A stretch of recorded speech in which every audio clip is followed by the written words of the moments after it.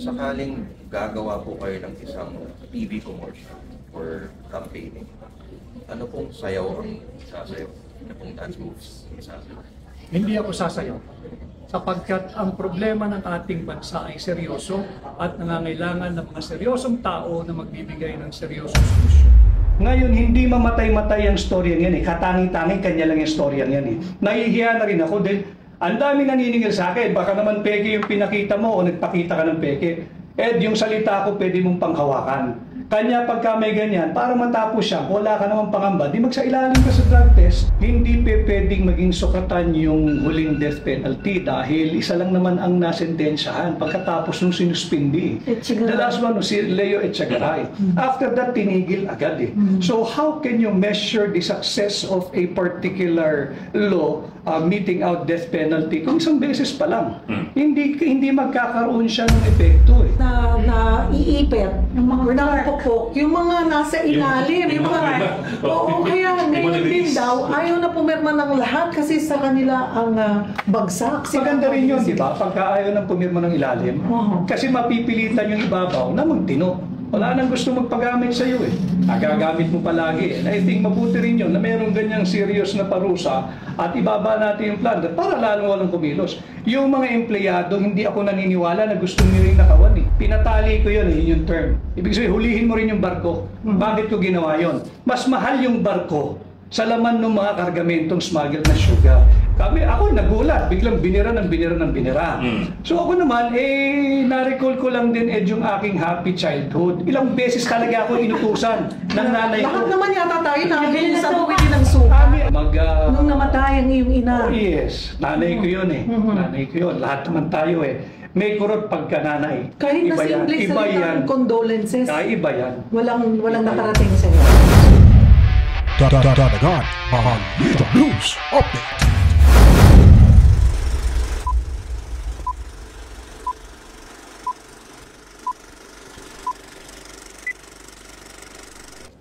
Okay, Starting February 24, yes. rolling. Okay. Attorney Vic, paki-invite na lang po ang ating mga kapatid na manood po ng aplikante.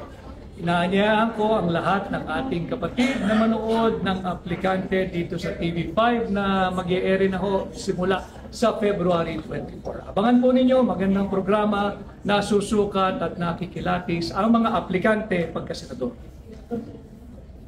Okay sir, hindi na pa naman nakakat. Kung parang nakalimutan ko kung parang kanina. Balik sa lahat po ng senatorial aspirants na tulong po. So, sakaling gagawa po kayo ng isang TV commercial or campaigning, ano pong sayaw ang sasayaw? Ano pong dance moves ang sasayaw? Hindi ako sasayaw sapagkat ang problema ng ating bansa ay seryoso at nangangailangan ng mga seryosong tao na magbibigay ng seryosong solusyon. Hindi solusyon ang pasayaw-sayaw, hindi solusyon ang pagbibigay ng katatawanan sapagkat seryoso ang ating problema. Maraming salamat. Thank you. Thank you. Pangalan lang. Pangalan, konting kung anong background nyo sa politics. And then, ang pinakahuli, attorney, aplikante sa pagka-senador, nag-a-apply bilang sa. Okay. PR rolling po. Thank you, attorney. Ako po ay si Attorney Vic Rodriguez, Pilipino abogado maisog at formal at opisyal na aplikante ninyo pagka-senador. Nakilala kayo, Attorney Vic, bilang talagang supporter. At kasama kayo doon sa campaign ni PBBM na ngayon presidente na natin. Naging executive secretary po kayo. So yung relasyon po ninyong dalawa, talagang nakita ng taong bayan na napaka-solid. Ano ba yung pinakamabigat nyong dahilan sa pagtalikod sa kanya at pagiging kritiko ngayon? Personally, wala kaming naging problema ni Pangulong Bongbong Marcos. Yung kami magkasama, even before siya naging presidente, and all the time that I was in Malacanang and serving as executive secretary. So, balit hindi naman kasi ang loyalty ko sa isang tao eh. I campaigned very, very hard at lahat ng aking lakas at nalalaman patungkol sa isang matiwasay na kampanya dahil naniwala ako na magsisilbi kami ng tapat sa sambayan ng Pilipino. At pagka hindi na yun yung direksyon, ako ang nahihiya, Cheryl, dahil alam naman din ninyong lahat, with all humility, ako nakaharap eh. Ilang beses akong humarap sa napakaraming tao. Sabi ko sa kanya noon, at ito'y nasa libro ko rin, yung mga alingas-ngas, intrigahan, yung nagmumura sa likod ko, wala namang kaya magmura sa harapan ko eh. Nung nandoon ako sa Malacanang, mga hindi na pagbibigyan, kaya ko yun. Pero hindi ko kakayanin pag ang magmumura na sa akin, yung 31 milyong Pilipino. Ibig sabihin, binigo natin sila. Ayoko. Ayoko. So kayo ba ay ang sinasabi kasi tinanggal o napilitang nag-resign or talagang nag-resign? Nag-resign ako, Cheryl, because from Executive Secretary, merong akong appointment as the Presidential Chief of Staff. At prior to my appointment as Presidential Chief of Staff, ay napirmahan yung Administrative Order number 1. Yan ay officially released sa Malacanang Records Office. At yan ay nandiyan yan, naka-record yan. Kaya lang, wala nang dahilan na magtagal pa roon dahil hindi naman magbabago na yung direksyon tinatahak nila eh. Dahil nakialam na nga, yung lagi ko sinasabi na gustong maging Pangulo, wala namang mandato kahit isang boto. Ayoko yun. At sino yan? Iisa lang ang Pangulo. Marami doon, marami doon. Madami doon. Hastang Pangulo, walang mandato. Hindi pa pwede yun. Kinakailangan yung Pangulo mag-assert. Binoto ka eh. 31 milyong Pilipino bumoto sa iyo. Essentially, he was given a clean sheet. Sulat mo kung anong klaseng panguluhan ang gusto mo. It's a license to do good, not to oppress the people. Sir, but by that, are you implying na hindi siya nagsisilbing tapat? I'm referring, of course, to the President. Kasi ito pong sabi niya, I think the other day, ang sabi niya about you, if he believes in what he is saying, why did he work for me? I did not work for him, Ed. I've helped him. Iba yung nagtrabaho ka sa isang tao, may sahod yun. Wala akong kinuhang pera sa kanila. And all the time that I was Executive Secretary, this you ought to know. Wala ako sinahod, ni isang sentimo. You can check COA, you can check Malacanang. But in that case, that's even more personal. So why did you work? Why did you help him? If in the end, did you get an epiphany of sorts among the other issues that have been coming up? For example, sir, you've called for a hair follicle test. That's one. Yes. Was that an issue even before, as far as you were concerned? No. Also, what about the allegations of ill-gotten wealth of his family? Were these ever addressed as far as you were concerned to your satisfaction? Let's talk about the hair follicle test. Alam naman ninyo na ako yung naglabas ng kanyang negative drug test November of 2021. Mainit yan na pinag-uusapan. Ako rin yung unang sumagot sa isang kilalang radio station AM. Ako unang sumagot. In-interview ako maaga-maaga na gano'n. We don't feel alluded to. And then merong resulta ng drug test. Ako nagdala sa PIDEA. Dapat yung PIDEA lang eh. I made my call, no? Daling ko ng NBI, daling ko ng Camp Crame. You know why? Sabi ko, kaya mahirap na yan. Baka mamaya may mag-operate yung unit na merong Drug Enforcement Authority, madali ito, ma-set up, etc. Ganun ko siya pinagmamalasakitan. Binigyan ko ng kopya yung 3 ahensya.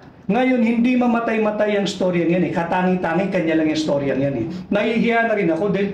Ang dami naniningil sa akin, baka naman peke yung pinakita mo o nagpakita ka ng peke. Ed, yung salita ko pwede mong panghawakan. Kanya pagka may ganyan, para matapos siya, wala ka namang pangamba, di magsailalim ka sa drug test, ganun kasimple. Para nang sa ganun, kung negative ka, edi salamat. Pwede pa rin panghawakan yung aking salita, yung kredibilidad ko, hindi malulusaw. Ngayon, pagka ikay nag-positive, problema mo yun. Harapin mo yung problema mo. Pero sir, that's a hypothetical eh. You've known him for a long time. You, well, not work for him, but sabi nga, you helped him yes. From way back. So I suppose you know his character, his what he does, how he My ears were not, it's not a virgin. My ears, no. Naririnig ko yung usapin.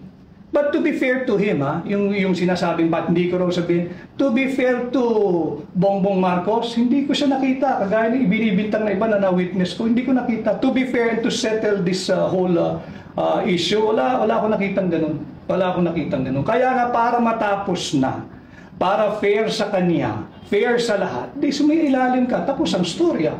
Ganun kasimple. And anyway, I stand by what I have said.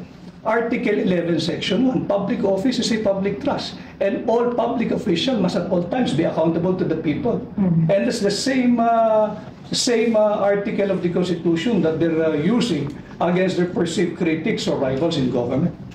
O sige, segue na ako from the Marcoses to accountability. Nabanggit na po niyo yun eh. Interested ako dun sa platform niyo, you want to lower the threshold for plunder, no?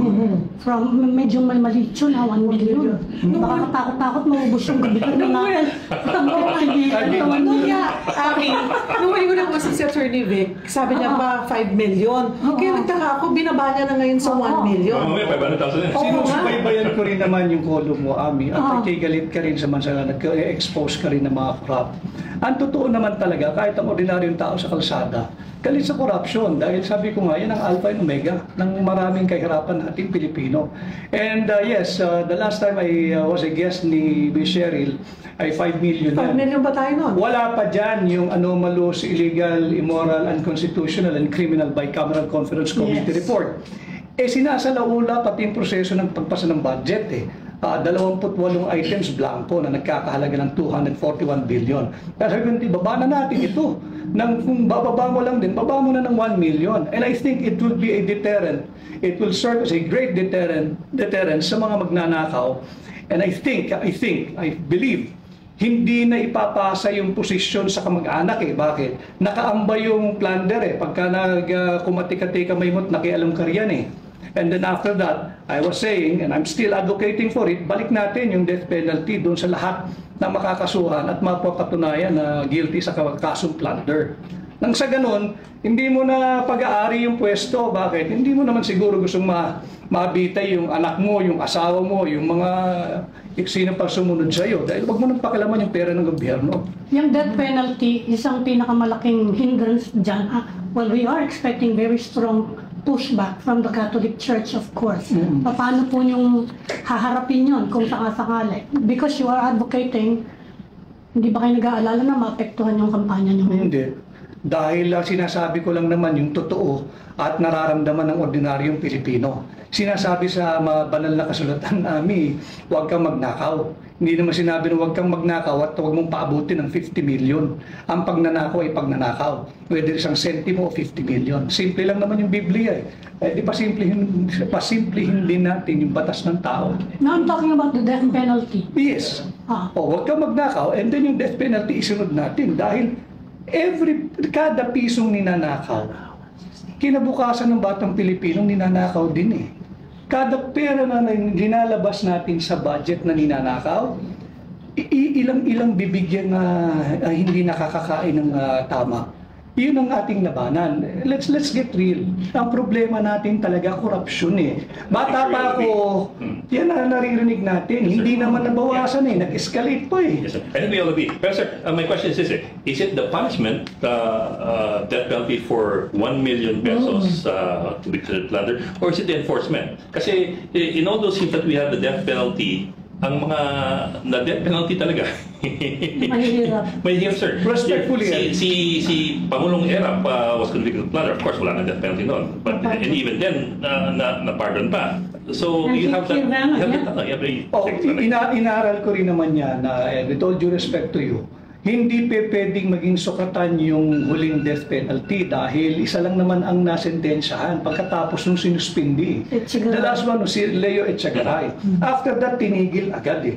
So how can you measure the success of a particular law meeting out death penalty kung isang beses pa lang? Hindi magkakaroon siya ng epekto eh. Let it run. Hayaan mo lang. Bakit sa Singapore meron pang ganun? Napakayaman. Bakit sa Vietnam ganun para malabanan ng korupsyon? Well, sir, clearly they're more efficient when it comes to enforcement of their laws. My question is that is it the punishment, is it lowering it, or is it fixing the law so that it's or fixing the enforcers so that you really get to catch the people? Pagka nakasuhan ka ng plunder na 1 million, halimbawa yung threshold, hindi mo pwedeng sabihin pag naging final na yung hatol sa'yo na hindi ka binigyan ng due process. Bakit? Walang nagnakaw sa gobyerno na mahirap. Una. And you're going to get the best law firm or lawyers to represent you. Nandiyan na magta-trial kayo sa RTC o Sandigan Bayan. Pag natalo ka dyan, mag-a-apila yan eh. All the way sa kung ano-anong korte hanggang Supreme Court. Eh pagka umabot ka sa sukdulan, guilty ka sigurado. So wala tayong debate dun. Kung sino mahahatulan yan, all the way to the Supreme Court, guilty ka. And this is the penalty that should be meted out.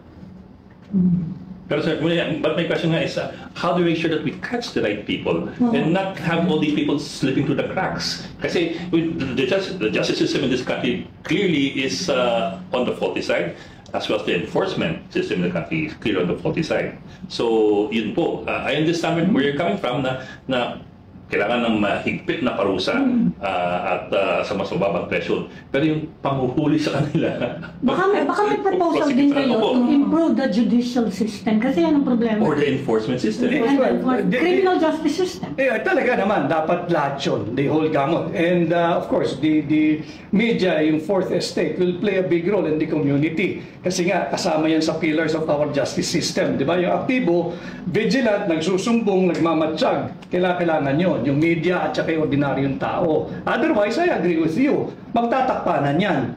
Di ba magtatakipan niya? Pare-pareho eh. Hindi yung pinakamataas na posisyon ang naiipit or nakapukpok, yung mga nasa ilalim, yung mga...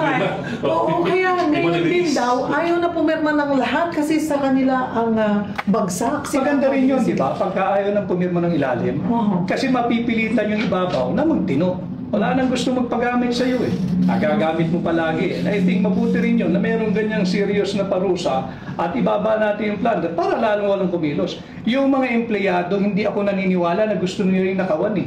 Kaya lang, employment driven sila eh. Pag hindi ka tanggalin kita. Pipirma ka na lang, papagamit ka na lang. Pero pag pinalakas natin yung mga batas na kaukulan dyan sa corruption, I think, lalong magiging vigilant itong mga to. I'm sorry sir, hindi ko kaya ito. Ako mabibitay dito. Baka yung pa magsumbong. Attorney Vic, bago tayo pumunta sa ibang issue, ididikit ko na kasi corruption.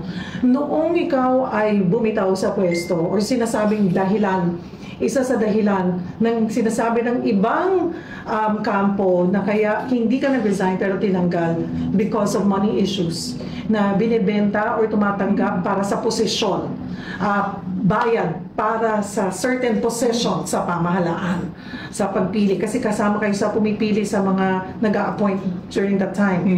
Masasabi mo ba at natitignan mo ba sa mata ang bawat sino magtatanong sa iyo na wala kang natanggap na pera para kapalit ng isang posisyon sa PBBM administration? Lahat kayo. Kaya kong kayong tingnan sa mata. Lahat kayo. Hanggang ngayon, kung totoo yan, ni isang kaluluwa, walang humarap at nagsabing, hiningan mo ko na, wag na yung tumanggap, malabo yun eh, hindi na totoo yun eh. Yung hiningan mo na lang, na hindi nakapagbigay dahil walang pera, pero gusto lang maglingkod sa gobyerno, yun lang eh. Wala silang mailabas dahil wala. Lahat ito'y paninira, pati yung sa issue ng asukal. Ako nagpahuli ng bandang huli, akin to yung shipment. Ako nagpahuli ng asukal. At napatunayan ko na higit na maraming asukal na ini-smuggle at nakatago sa mga bodega kesa doon sa 300,000 metric tons na linalaman ng sugar order, correct me if it's 3 or 4, 3, ng sugar order number 3. Higit na marami yung landed at yung ini-smuggle. Fact of the matter, yung barko na nag-a-unload sa Subic, pinatali ko yun, yung term. Ibig sabihin, hulihin mo rin yung barko. Bakit ko ginawa yun? Mas mahal yung barko sa laman ng mga kargamentong smuggled na sugar. And I want it to serve as a notice to the whole shipper around the world, huwag kang magpapagamit ng smuggling dyan. Pati barko mo huhulihin, lugi ka sa binayad sa iyo ng shipper. Ako nagpahuli nun. And I have tapped the intelligence service of the armed forces of the Philippines in locating all of these smuggled sugars and yung mga asukal na hoarded. Naka-record yan. Ako nagpahuli niyan. Attorney, kamusta yung kampanya niya? Because you're rating, I think, 25 to 29 sa survey. 20, Kamusta yeah. po yung kampanya niyo ngayon? Well, tuloy lang ako. Alam mo naman namin, veterano ko na rin ng pag-cover ng kampanya. Mahirap ang independent candidate. But when I filed my candidacy, talaga naman, ang sabi ko, ang aking gustong kasama ay ordinaryong Pilipino para hindi tayo compromise pag tayo pinagpala at pagbigyan ng pagkakataon magsilbi. Dahil alam naman din naman natin na my loyalty really is to the Republic of the Philippines. Mahirap, maraming challenges, but it's a different thing when we are on the ground. Mainit siyang tanggap ng tao. Will it be enough to get me a seat in the Senate? Hopefully. Hopefully. Bakit ka ba talaga tumakbo? Ang sinasabi nila ay dahil nahikayat ka ni dating Pangulong Rodrigo Duterte or dahil din sa kay PBBM? No. Bongbong is out of the equation sa aking pagdedesisyon. Pati si Pangulong Duterte, siya lang una nag-i-encourage sa akin. Kaya lang, kung tinitingnan namin, hindi tayo pwedeng walang magiging tunay at maisog na oposisyon. Wala na nga. Kita nyo naman kung paano pinasa yung budget Talagang sinalaula yung proseso, sinalaula yung ating saligang batas. That's not the way to go. 28 items, blanco, 241 billion pesos. Hanggang ngayon, hindi nila mailabas yung enrolled bill. Walang enrolled bill na may pakita. And then initially, sinasabi na kami nagsisinungaling, fake news. Bandang huli, pa na sinasabi nila basta hindi kasalanan ng Malacanang yan, out kami dyan. Naglalaglagan na sila At nakakainsulto, yung isang pambabata, sinasabi, ministerial duty lang daw yan ng technical working group. Really? 241 billion ministerial? Paano naging ministerial duty? 241 billion blank? Pag blanco yan, it entails an exercise of discretion. You do not delegate something that has been delegated already to you by the Constitution. Tanging mangbabatas ang pwede magpasa ng budget, hindi ang technical working staff. Bawal yun. Sir, dun sa campaign kick-off po sa Club Pilipino, I'm trying to figure out kung sino pinatatama niyo dito but maybe you can enlighten me. Ang sabi po ninyo, kahit ako pinabili ng suka, may diploma ako at nakapagtapos ng kolehiyo. May certificate ako. Ang suka ang kalaban ng peking ginto. The references, nakakatawa. I like to hear who you're referring to. Kasi you refer to college degree, certificates, and gold. Wala. You do not start your campaign by resorting to negative campaigning. Pagka-proclamation rally, di ba, dapat hayaan mo yung kandidato mo makipag-usap sa tao, sabihin, bakit ka dapat ikonsidera? Anong strength mo? Anong pwede mong ialay sa sambayan ng Pilipino? Ako nagulat, biglang binira. So ako naman, na-recall ko lang din yung aking happy childhood. Ilang beses talaga ako inutusan ng nanay ko. Lahat naman yata tayo nabili sa bumili ng suka. Alam mo ba't ako nag-i-enjoy noon? Kasi yung sukli, hindi ka nagpaalam, pero pwede kang bumili ng chewing gum, ng popsicle, ng konting, kung ano man, yung chichirya ba, papayagan ka ng nanay mo. Huwag ka lang mangungupit. Deklara ka lang. Bumili ako ng ganito. Okay. Alam naman ng nanay yan Alam naman ng nanay. Pero importante, sumunod ka. Bumili ka ng suka. At walang masama doon. Yung pinatatamaan natin, sinasagot lang natin sila. Dahil yung mga kasama ko ngayon sa pagtakbong ito, mga abogado ito siguro marapat lang na i-correct natin para hindi naman tayo lahat ay nagagaslight. Ito yung malinaw na pag-gaslight at distract sa istorya. Ang istorya ngayon, ang eleksyong ito, we have to understand what is at stake for this country, this midterm election. Ang usaping ito, it's a referendum. Tayo ba'y masaya? Dito sa unang 3 taon ng Marcos administration, mas mababa ba ang presyo ng bilihin ngayon? Mas mababa ba ang level ng korupsyon? Mas talamak ba o mas kakaunti ang droga? Kung sang-ayon kayo na mas mura ang bilihin, walang problema, di wag nyo kaming tingnan. Pero kung sa tingin ninyong mahirap na ang buhay, mag-isip-isip tayo. Ito, chance natin na baguhin yung sistema somehow. Let me just be a little bit naughtier lang in my question there. Basta't kaya ko sagutin, kasi with the reference to diplomas and colegio and certificate at ginto, I'm wondering, I'm sure a lot of people are wondering, were you referring directly to the President? So, kasi siya yung nagsabi na mga pinabili lang daw ng suka. I'm talking about his past. I'm talking about the scandals that Diretsuhin mo na kasi kasi, Di ba? diploma. May question No, dapat may diploma. nagsasalita ako sa akin para sa aking sarili. Ako may diploma, Ed. Graduate ako ng college. Kaya ko ipakita diploma ko. Graduate ako ng law school. At ako isang ganap na abogado. Meron akong certificate galing sa Korte Suprema. At ngayon, kung gusto nilang sagutin yun, hindi sagutin nila. Sinasagot ko lang naman yung kanilang negative campaigning, tinutuwid lang natin. Na, basta ako may diploma. Kumpiyansa ako sa diploma ko, hindi ito gawang rekto. Okay, ididikit ko lamang kasi yung Pero bakit negative, diretso? you were saying negative campaigning during the last presidential elections. Ang strategy nyo ni PBBM, walang patol-patol sa negative, walang negative campaigning, di ba? Hindi kayo, wala kami narinig na birada nyo. Anong reaksyon mo ngayon na naririnig mo si Pangulong Bongbong Marcos na bumibira na? Well, bilang tao naawa ako Tingin sa mo kanya. siya yun? Or Ako naawa ako sa kanya. Meron siyang advisor. Naawa ako. He was Sa actually totoo lang, reading bilang the tao. speech, at He was reading kaibigan. the speech. Di ba, consider mo siyang dating kaibigan? So, Bilang tao na lang. Okay, bilang kahit tao, tayo how do you magkatunggali, feel? dapat yung humanity natin nandyan pa rin. how do you feel now na totally different now? Nakikita mo nang bumibira. Bilang kandidato, natutuwa ako. Dahil ayaw ng tao yung negative campaigning. Sinimulan niya, di mabuti. Bilang isang Kristiyano, maawa ka rin. Dahil nakita mo, binabasa eh. Binabasa mali. Pero kahit na mali yung binabasa pa rin. Hindi naman tayo nagsisiya doon sa misery of other or misfortune ng ibang tao. Hindi ko ugali yun. Kaya lang, magandang nagkakaganyan. Di sagutin natin. Sinasagot lang naman natin. Kasi pag hindi ka sumagot, isipin ng tao, lahat ng binibintang sa'yo, totoo. O di tutuwid lang natin. Importante, ang malinaw, siya ang nagsimula.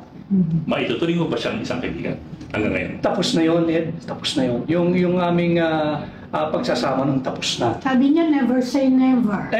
Basta't ang akin kasi dumaan din naman ako sa isang madilim na malungkot na bahagi ng aking buhay. At iba yon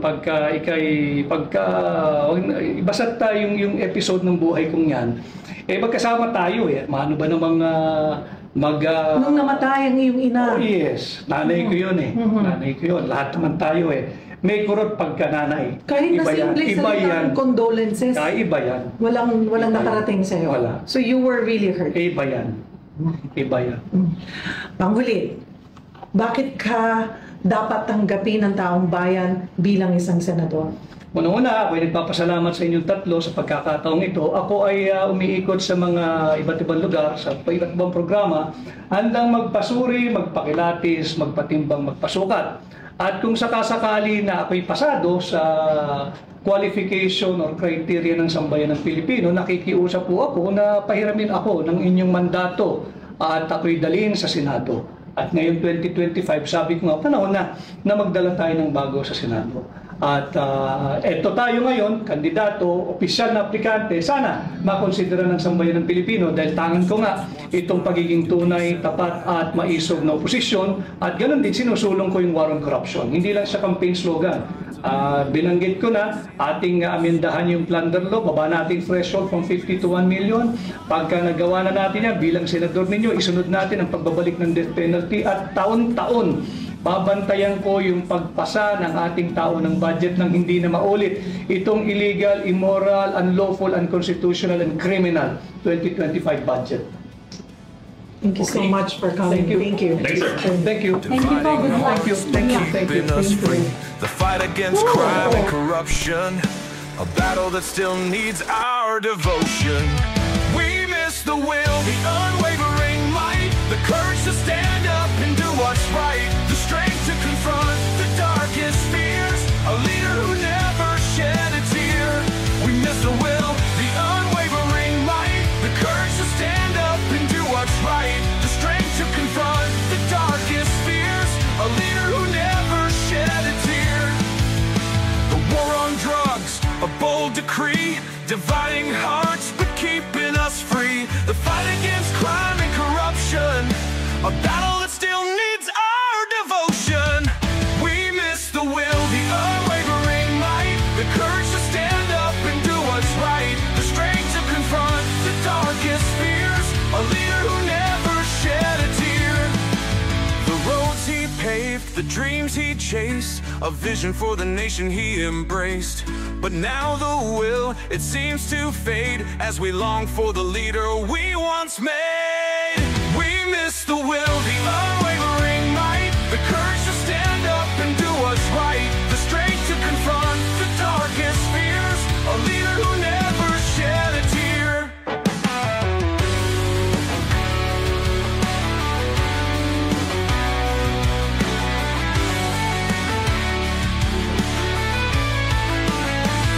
The roads he paved, the dreams he chased, a vision for the nation he embraced. But now the will, it seems to fade, as we long for the leader we once made.